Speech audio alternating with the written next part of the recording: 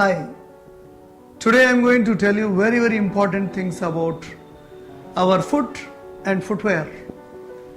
All humans have very soft feet. We don't have a cornified sole. Neither we have a hoofs like any other animal. We have very soft feet. But why do we need footwear? We need footwear because we have soft feet. And secondly, we have been wearing footwear since childhood. For example, a lot of tribal population, they don't wear footwear. They have been walking on ground, thorny places, irregular surfaces, and slowly their feet become very hard. And the lowermost sole, the whole surface gets very hardened, almost impermeable for any thorn. But not the same case with us. We have made our feet very soft. And we have been doing a lot of activities. We walk, run, jog, climb, so many things we do. So definitely we need footwear. Now what are the parts in a footwear? If you see carefully, it has a forefoot. That means the front portion of the foot. And you have a arch, support. We call it a bridge. This is a bridge. Arch support. Why? Because our foot does not have a strong arch support. It needs support. That's why footwear should have a arch support or a bridge. And we do need a definite heel. Human foot needs a heel. You cannot be without heel.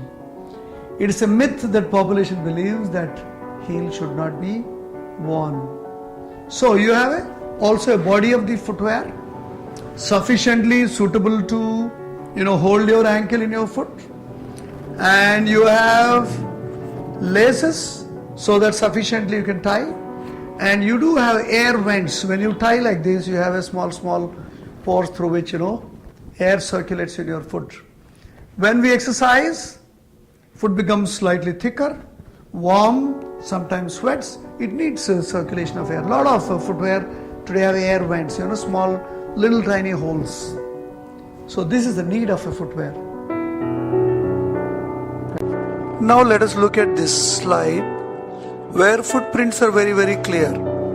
If foot is overpronated, you will find a flat arch, medium arch, could be neutral, and very high arch foot.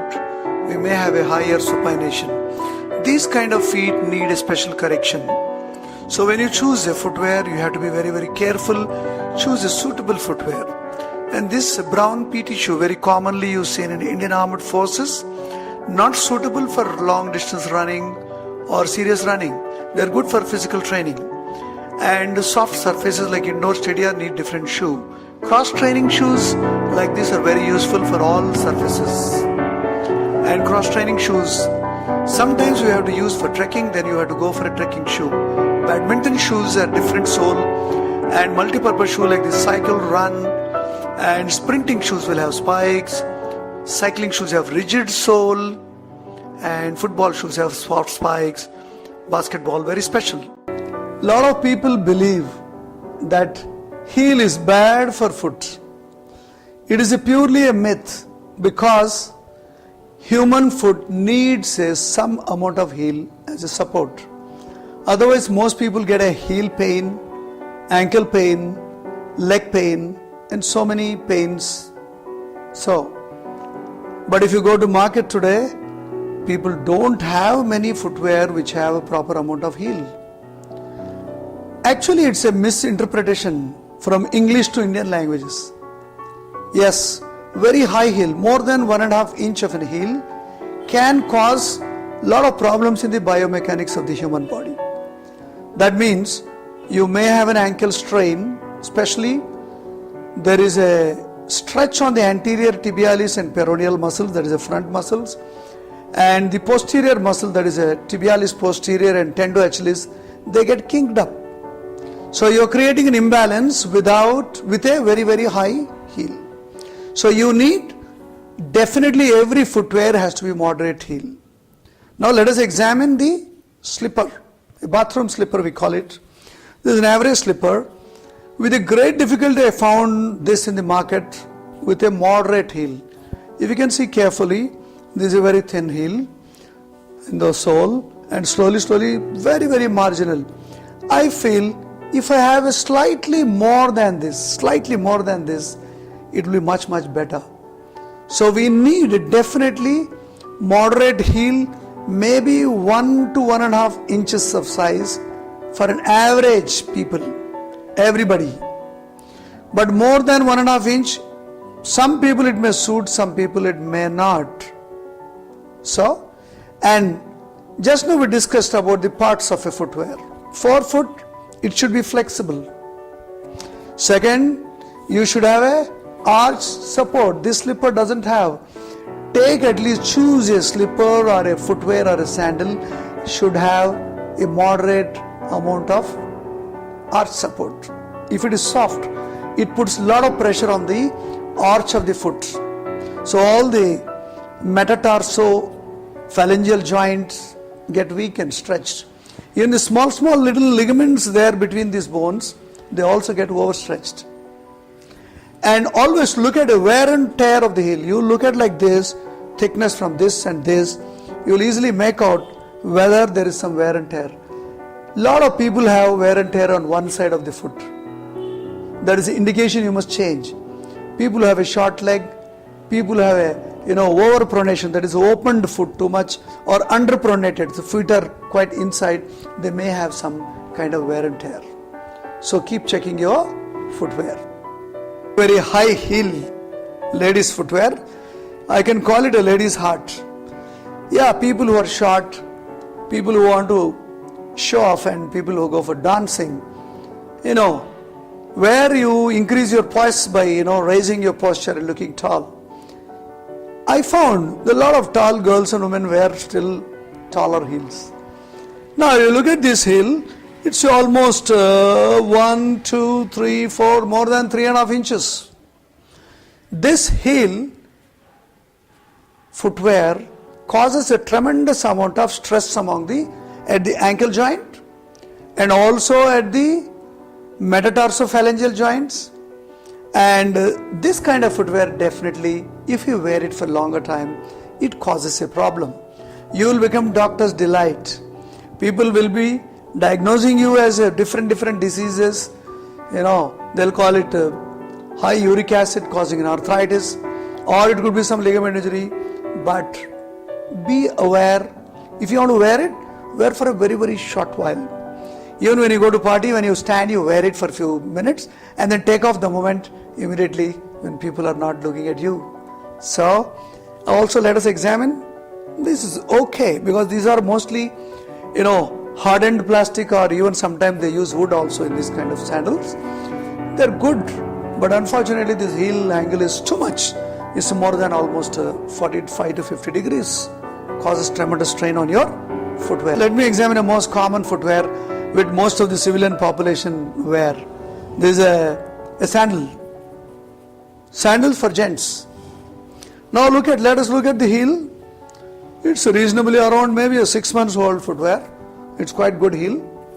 And forefoot flexibility, it's good. Let us see the arch support. Not so good, maybe it's old. So with this, what comes to our mind is, most of the sandals and chappals, all those footwear, they go very bad. They may look very nice, but their tensile strength in the arch goes very faster.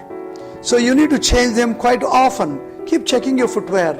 It's very, very easy to check your footwear. Put your thumb under the sole, especially mid part of the foot, and try to bend. It should not bend, it should be hard. Similarly, if you bend opposite, it should be flexible. So this is okay, not a good footwear. This is a common ladies slipper, sandal, half shoe we call it. Now let us examine this. Forefoot, good. Heel, very poor, insufficient heel. This lady will have a foot pain. And ankle support, absolutely zero. I can call it a pancake footwear. So this is bad. Let me sum it up. Rule number 1, everybody needs a footwear.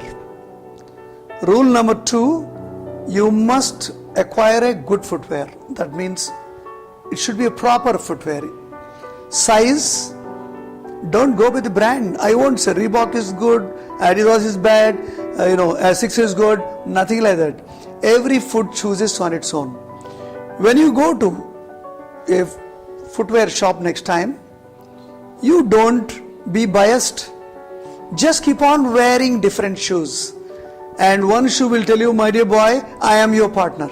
That is your shoe. And every time when you buy same shoe, buy. So, branding is based on your suitability. Number 2, ideally check for your forefoot and also purpose. Now this is if you look at the sole, small granules in a regular pattern, it's a kind of a jogging shoe. If you want to choose a shoe for a running, for example, if you shoe, this is probably a kind of again a jogger shoe. Running shoe and cross training shoes, you'll find the sole has different pieces, big pieces sole. So when you put your more weight on your floor, one of the sole pieces takes the whole load of your weight. That's the intention. Lot of gel technologies make your shoe soles very tight. This is a very good shoe. This bends this side easily, but on the sole doesn't bend. Very strong shoe. And forefoot and the size. Be careful, some shoes may not show the heel outside, but they may have inner heel. Almost every sports footwear has sufficient heel. And you do take care, different sports demand different type of shoes. Tennis shoes are different, badminton shoes are different, cycling shoes have almost a strong metal plate in the shoe footwear, and common walkers and elderly people should pay attention. Last but most important, you may be thinking, my daughter has brought this shoe from US, almost 2 years I didn't use it, I can use it today. You're wrong.